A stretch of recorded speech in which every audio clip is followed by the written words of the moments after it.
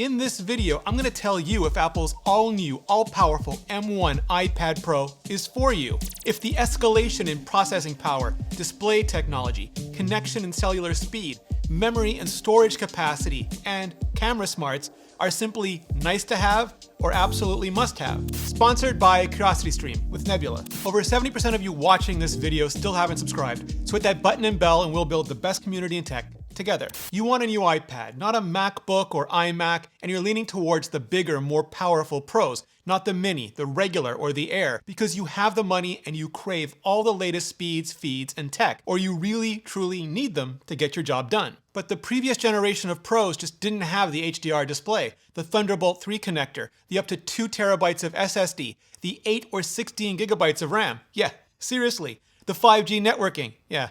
Seriously. And that damn camera off to the wicked side eye of every Zoom and WebEx ever. So does the M1, does Apple really solve all of these problems? Any of them with the new iPads Pro. The 11-inch starting at the same $799 and the 12.9-inch now starting at $1099. Well, first off, hats off, figuratively, to Johnny Sarugi's Hardware Technologies group. The ability to scale their 11th generation architecture from A14 Bionic on the iPhone to the iPad Air to M1 on everything from the new iPad Pro to the new iMac is ridiculous, absolutely ingenious, and just industry inverting, table flipping, but ridiculous. If M1 can be core-to-core competitive on the CPU side with all the best desktop chipsets in the world, does that make it just ludicrously OP for an iPad, even an iPad Pro? And yes, absolutely. It's a ginormous monster in an itty-bitty cave. The previous iPad Pro was on the A12Z, nay A12X, and the M1 is pretty much an A14X, Pro, Max, Plus. It's probably just more economical and just such a huge silicon flex for Apple to use M1 in the iPad Pro and just ignore the Mac-specific hypervisor and x86 translation IP rather than spin out a specific A14X just for the iPad Pro. But at the core, literally, we're getting the same type of two-generation jump we got the last time from the A10X. It's not so much whether or not anything like computational photography, transcoding, or rendering, anything that redlined the A12Z will now be in the comfort zone on the M1, but about what can now be done to redline the M1, which, by the way, I know intellectually should have slightly less thermal envelope on the smaller of the two iPads Pro, but hot damn if I can't get the Baby Pro to ramp down any faster than the Biggie Pro, so well played. But fresh silicon means extra years of fresh iPadOS updates, typically a couple more than the previous Pros would get. But I think everyone is pretty much waiting on Apple for just a bigger leap forward here, again, to give us that Final Cut or Logic or Xcode moment for the iPad Pro like we had a decade ago with iMovie, GarageBand, and iWork on the first two iPads. And not the Mac versions of the apps, not at all. M1 doesn't magically allow any Mac app to run on the iPad Pro. Mac apps are still written in AppKit or ProKit, sometimes lower level languages, and the iPad uses UIKit, like the iPhone, and there's no reverse catalyst to help make porting Mac apps to the iPad any easier. Plus, iPadOS has no concept of swapping RAM to SSD. Any iPad app that gets too RAM hangry just still gets yoded from memory by Jetsam with zero mercy or remorse, which is why I want you to remember over and over again during this review that you should never, not ever buy a hardware product now based on your hopes and dreams for future software fixes or features, only ever on the here and now. But here and now, we already have excellent photo, video, and audio editing apps, augmented reality and 3D apps that'll take all the silicon that Apple throws at them, and much more importantly, all the new memory. Because one of the best things about M1 on the iPad Pro is that it really is exactly the M1 from the Mac. Ultra low power, so zero impact on battery life. Apple's still got that pegged at 10 hours, but now with just way more RAM, 8 gigabytes or 16 gigabytes. So whether or not Apple brings Pro apps to the iPad to coincide with iPadOS 15, or makes it easier to bring Pro apps to the iPad, that memory boost alone should open a ton of doors for a ton of developers. M1 also has 2 Thunderbolt controllers on package. That's a first for Apple Silicon, where previously everything was limited to USB 3 speeds, at least externally. Now, much as I would have all caps loved to have 2 ports on the iPad Pro, because Pro, Apple's only surfacing one of them for now. basically turning that old jogger of a USB 3 port into a new sprinter of a USB 4 port, which keeps the same USB-C plug but speed forces it up to a full-on 40 gigabits per second Thunderbolt 3. That's been critical for anyone who works on huge files, like huge video files, because now we can plug T3 NVMe SSD drives straight into the iPad Pro and just peel them off so fast, and with up to 2 terabytes of storage to keep them all locally if we want to. Of course, that's all still limited by the very limited Files app on iPadOS. And I know some people want Finder just carbon copied over, but I still want something that's better than both. Same with macOS. I have zero interest in macOS on the iPad because zero regression, zero going back. We already have a Mac, so there's no need to turn the iPad into just another Mac. Make it something better, fresher, newer. All the capabilities, for sure, but with all the accessibility intact and just none of the complexity and cruft. Thunderbolt 3 also means you can now plug into monitors up to and including Apple's 6K Pro Display XDR, which is great for maintaining a color-managed workflow with the new mini LED display on the 12.9-inch iPad Pro, something I'll get to in a hot Screen Tech minute. But it's still limited to mirroring the iPad's display or showing video or game content. It can't be used as a true second display like it can on a Mac, because iPadOS still has no concept of arbitrary aspect ratios and scales.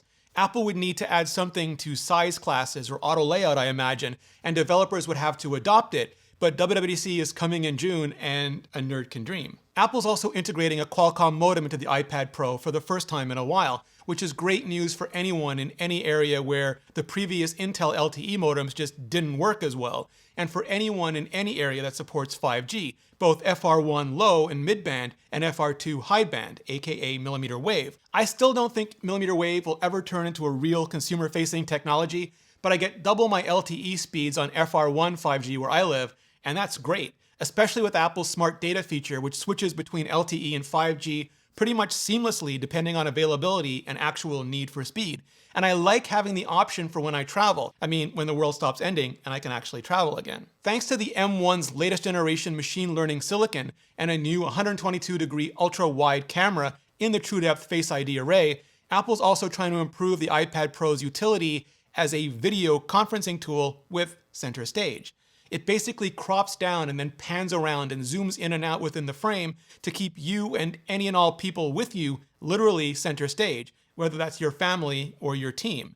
And I love it. It works really, really well, and I want it on the Mac as soon as inhumanly possible. It still doesn't fix the issue of the camera being portrait and not landscape though, which is how it is so often used in a post-2020 and post-keyboard world.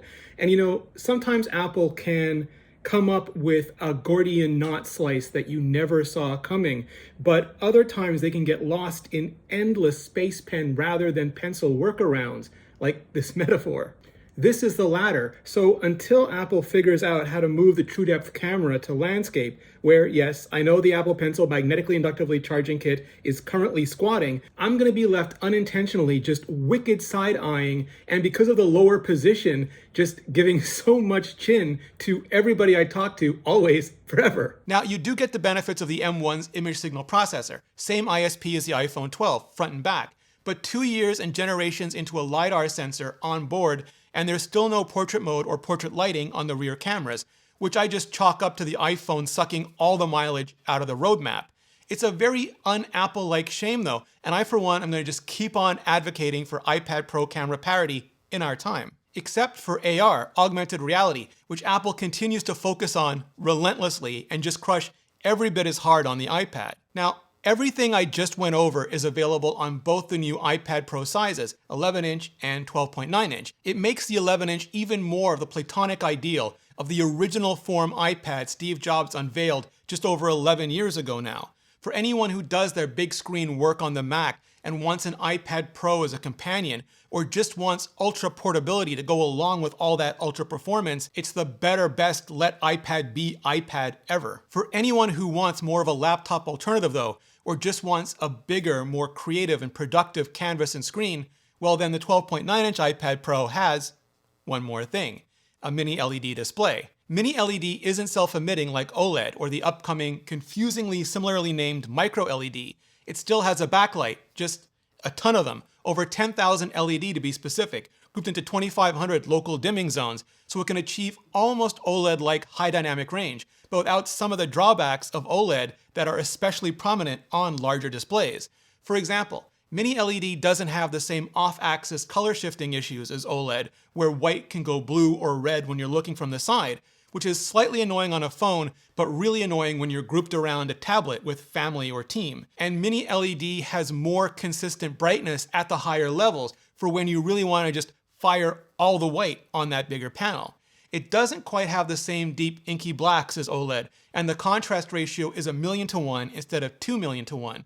But it can ramp up to 1600 nits peak brightness and still has up to 120 Hz adaptive refresh rate. And yes, even though it's expensive for now, which is why I'm guessing Apple didn't include it on the 11-inch, because they wanted to keep that entry price the same and not blow it up by $100 like Mini LED is doing to the 12.9-inch. And so if you, like me, love high dynamic range, or you, like me, want to work in HDR, and you want it now, it is absolutely worth the price. I have an LG OLED TV with paired HomePods, and the 12.9-inch iPad with Mini LED and head tracking spatial audio is right up there in terms of viewing experience nirvana. Mythic Quest, Bad Batch, Invincible, and of course, Nebula, which now comes with MKBHD.